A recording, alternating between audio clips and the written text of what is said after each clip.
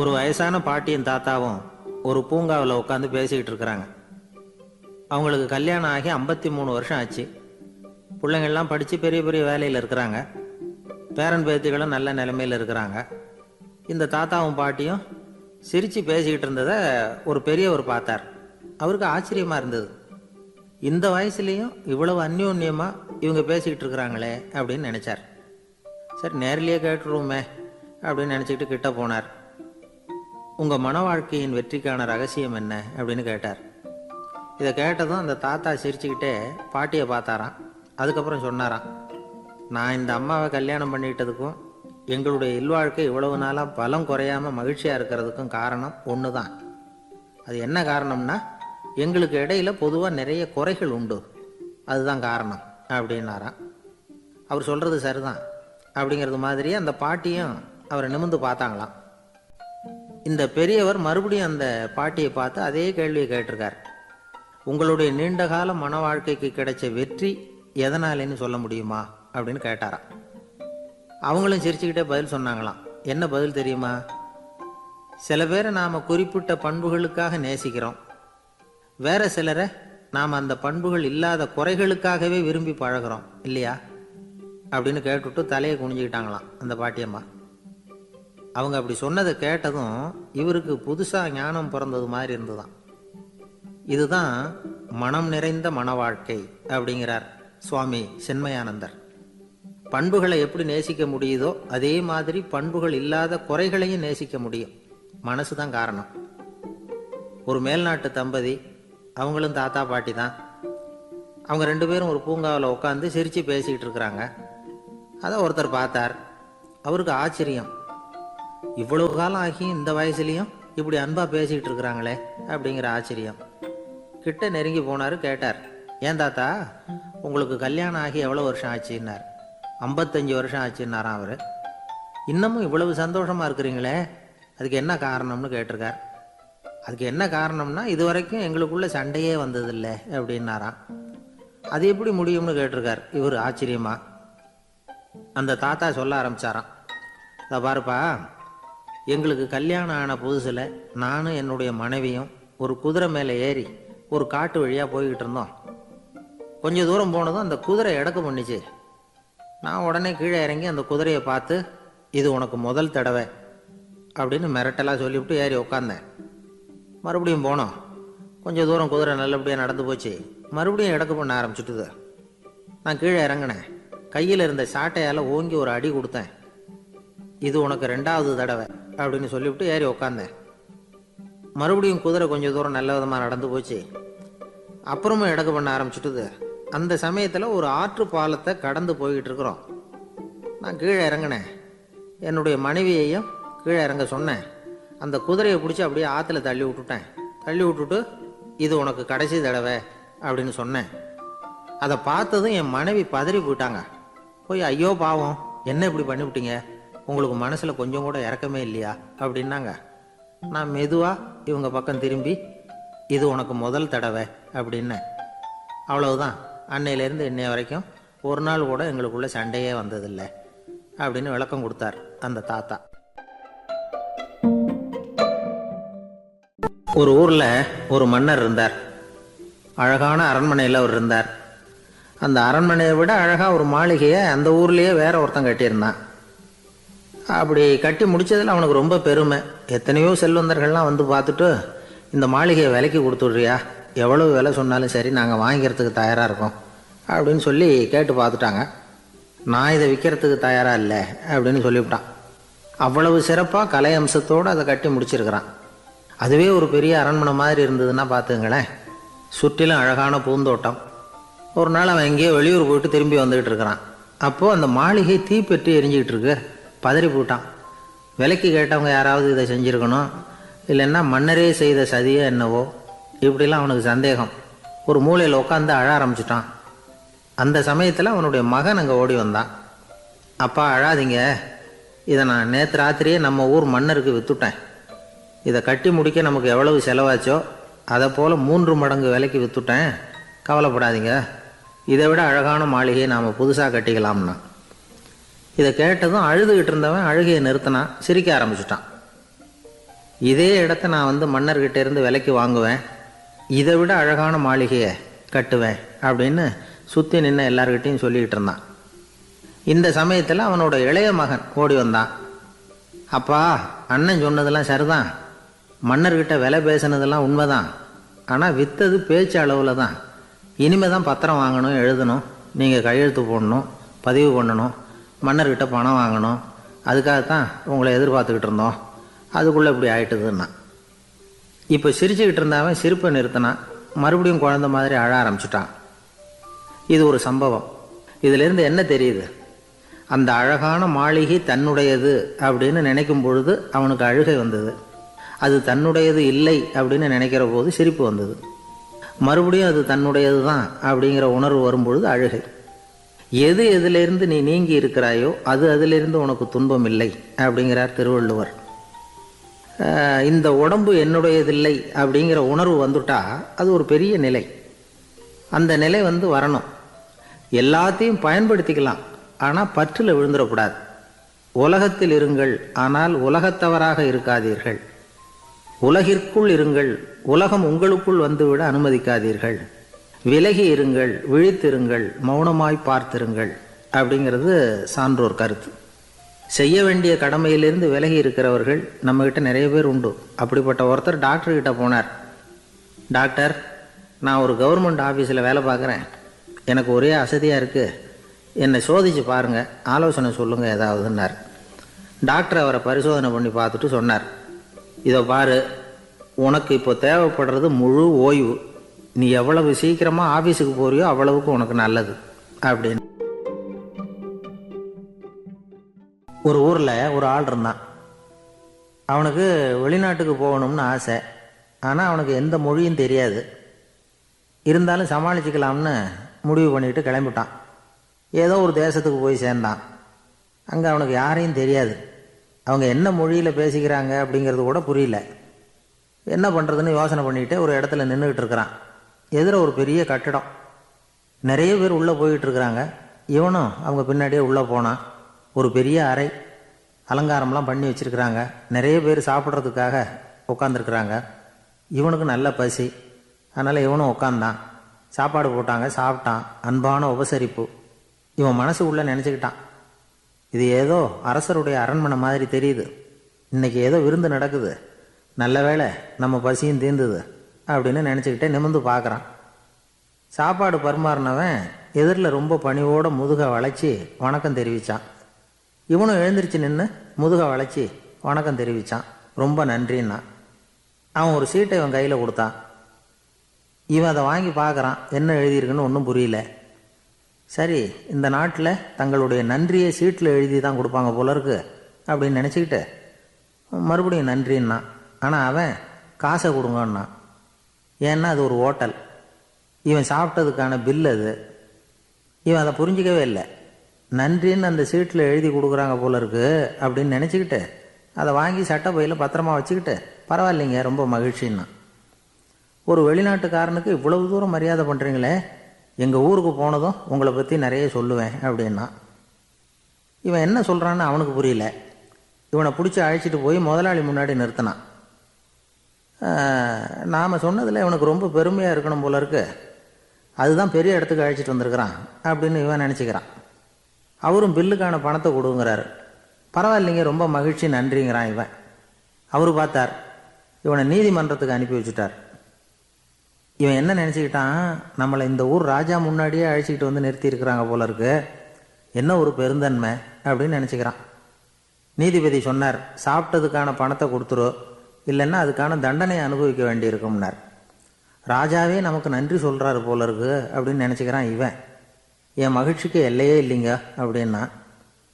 அவர் பார்த்தார், இவனுக்கு தண்டனை கொடுக்க வேண்டியது தான் அப்படின்னு முடிவு பண்ணார். உடனே தீர்ப்பு எழுதினார். இவனை கழுதையில் பின்புறமாக உட்கார வைங்க, இவன் ஒரு மோசடிக்காரன் அப்படின்னு ஒரு போர்டு எழுதி அவன் கழுத்தில் மாட்டுங்க, அப்புறம் அந்த கழுதையை ஊர் பூரா விரட்டுங்க அப்படின்னார். இவனுக்கு தான் மொழி புரியலையே, ஏதோ நடக்குது அப்படிங்கிறது மட்டும் புரியுது. எல்லாரும் சேர்ந்து இவனை ஒரு கழுதை மேலே உட்கார வச்சாங்க. ஓஹோ, நம்மளை பாராட்டி ஒரு ஊர்வலம் நடத்துகிறாங்க போல இருக்கு அப்படின்னு நினச்சிக்கிறான் இவன். எல்லாரும் சத்தம் போட்டுக்கிட்டே கையை தட்டிக்கிட்டு கழுதை பின்னாடி ஓடி வர்றாங்க. இவனுக்கு ரொம்ப உற்சாகமாக இருக்குது.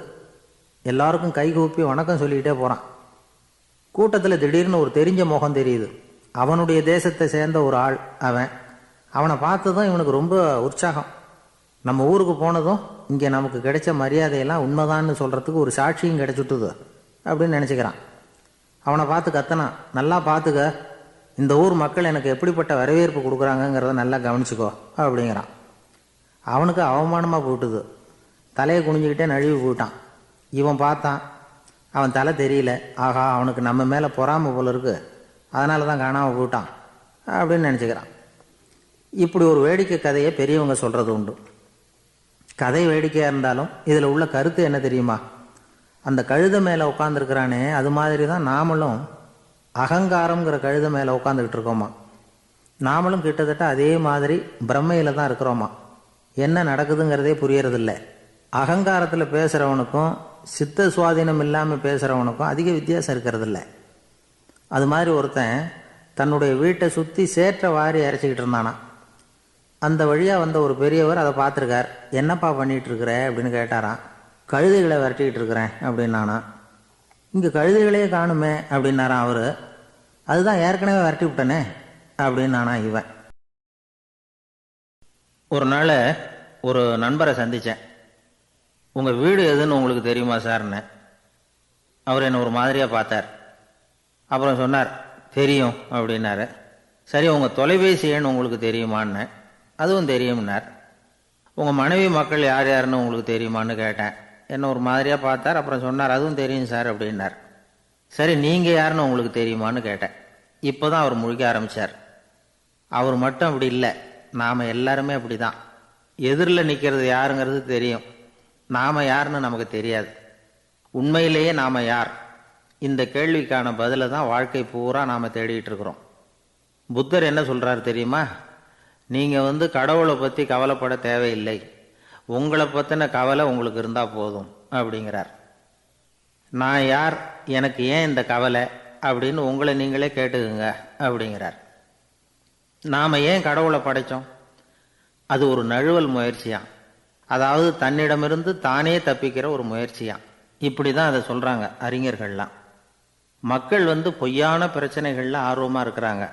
அதுக்கு தீர்வு காணவும் முயற்சி பண்ணுறாங்க. கடவுளை பற்றி விவாதிக்க எல்லாருக்கும் விருப்பம்.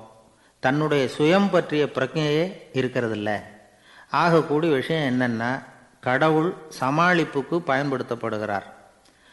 மனவியல் என்ன சொல்லுது தெரியுமா? கடவுள், சொர்க்கம், மறுபிறவி இதை பற்றிலாம் பேச ஆரம்பிக்கிறவங்க யார் தெரியுமா? போருக்கு போகிறவன், துன்பத்தில் சிக்கி கஷ்டப்படுறவன், நோய் படுக்கையில் விழுந்தவன், இவங்க தான். நாம் அனுபவத்திலே பார்க்குறோமே இதையெல்லாம். கடவுளை துணைக்கு கூப்பிடுறவங்க யாருன்னு கவனித்து பாருங்கள். பரீட்சை எழுத போகிறவன், வேலை தேடி அலையிறவன், பண நெருக்கடியில் இருக்கிறவன், விபத்தில் சிக்கிக்கிட்டவன், இவங்கெல்லாம் தான். தேர்வில் வெற்றி பெற்றதும் அவரை துணைக்கு கூப்பிடுறதில்ல, வேலை கிடைச்சதும் அவர் துணை தேவைப்படுறதில்ல. ஏன் இப்படி? கொஞ்சம் யோசனை பண்ணி பாருங்கள். துன்பம் வருகிற போது அந்த துன்பத்தை தவிர்க்க வேண்டிய நிலையில் அதிலிருந்து நழுவி போகிறதுக்காக பிரார்த்தனை தேவைப்படுது. எல்லாம் நல்லபடியாக நடக்கிறப்போ பிரார்த்தனை செய்யறதில்ல. புத்தருடைய வழி என்ன தெரியுமா? அந்த வழியில் கடவுளும் கிடையாது, பிரார்த்தனையும் கிடையாது. புத்தர் செய்தது இதைத்தான். அதாவது கடவுள்கிட்ட இருந்து மனிதனையும், மனிதன்கிட்ட இருந்து கடவுளையும் அவர் விடுவித்தார். புத்த மதம் என்ன சொல்லுது தெரியுமா? கடவுள் பிரச்சனை அல்ல, மனிதன்தான் உண்மையான பிரச்சனை அப்படின்னு சொல்லுது. உங்களை நீங்கள் நல்லா தெரிஞ்சுக்கிட்டா போதும், நீங்களே கடவுள் ஆயிடுவீங்க அப்படிங்கிறது தான் புத்த மதம். அதனால் நமக்கு தேவை உள்முக பயணம். நான் யார் அப்படிங்கிற கேள்வியோட உள்ளே போகணும். அங்கே போனால் தான் தெரியும் நான் அப்படின்னு அங்கே யாருமே இல்லைங்கிறது. இதெல்லாம் புத்தர் சொல்லுகிற ஒரு தத்துவம். தத்துவம்னு சொன்னாவே நமக்கெல்லாம் அதை புரிஞ்சுக்கிறது கஷ்டம்தான். நம்ம பொறுத்த வரைக்கும் தத்துவங்கிறதுல 2 வகை உண்டு. ஒன்று தத்துவம், இன்னொன்று மகா தத்துவம். தத்துவம்னா என்ன தெரியுமா? கேட்குறவங்களுக்கு புரியக்கூடாது, அதுதான் தத்துவம். மகா தத்துவம் என்னன்னா சொல்கிறவங்களுக்கும் புரியக்கூடாது. அந்த வகையில் பார்த்தா இன்று ஒரு தகவலும் ஒரு மகா தத்துவம் தான். ஒரு ஊரில் ஒரு ஆள் இருந்தான். கற்பனையிலேயே காலத்தை கடத்திக்கிட்டு இருந்தான். ஒரு நாள் ஒரு மரத்தடியில் உட்காந்துருந்தான். அவனுக்கு பசிக்கிற மாதிரி தெரிஞ்சுது.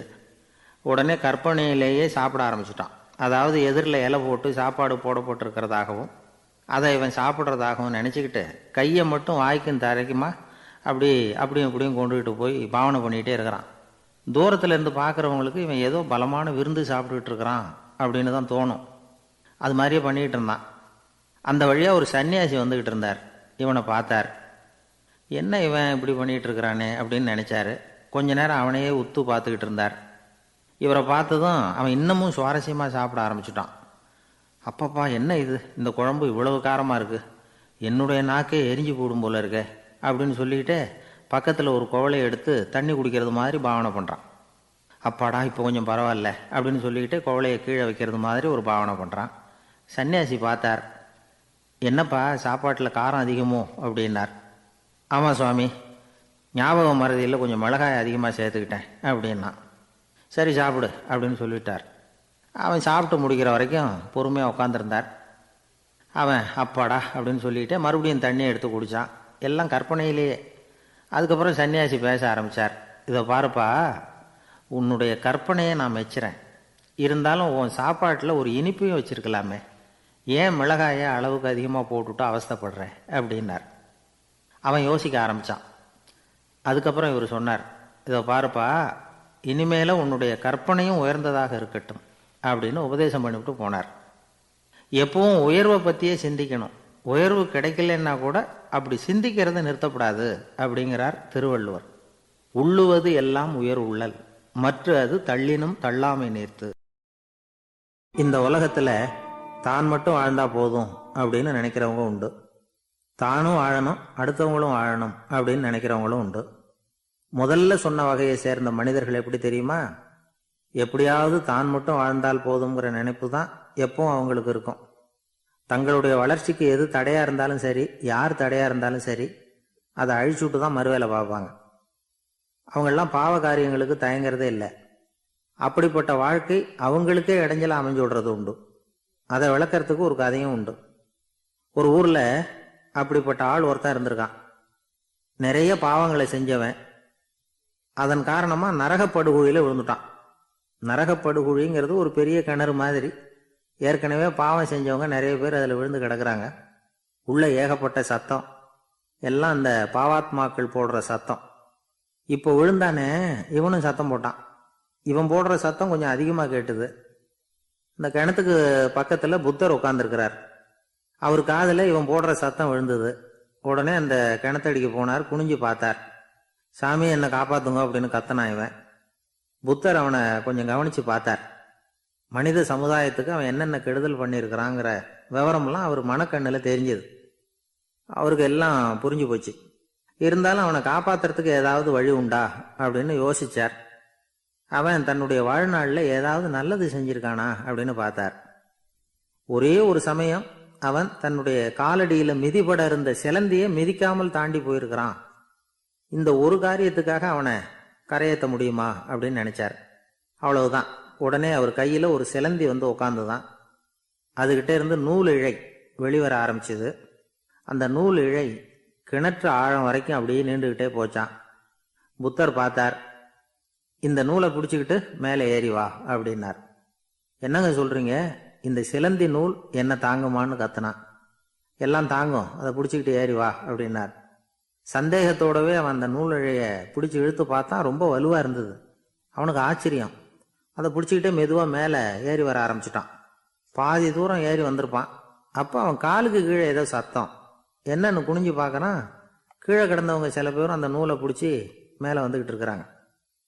இவனுக்கு கோபம் வந்துட்டுது. தன்னுடைய இடுப்புல வச்சிருந்த கத்தியை எடுத்து தன்னுடைய காலுக்கு கீழே நூல் இழையை அப்படியே வெட்டி விட்டுட்டான். இனிமே நாம மட்டும்தான் மேலே ஏறி வந்துடணும் அப்படின்னு நினச்சிக்கிட்டான். ஆனால் நடந்தது என்ன தெரியுமா? மொத்த நூல் இழையும் அப்படியே அருந்து கீழே விழுந்துட்டுது. அவனும் பொத்துன்னு கீழே விழுந்துட்டான். மறுபடியும் கத்த ஆரம்பிச்சிட்டான். ஏற்கனவே அவன் செஞ்சிருந்த ஒரு சிறு கருணை அந்த நூல் இழைக்கு உறுதியை கொடுத்தது.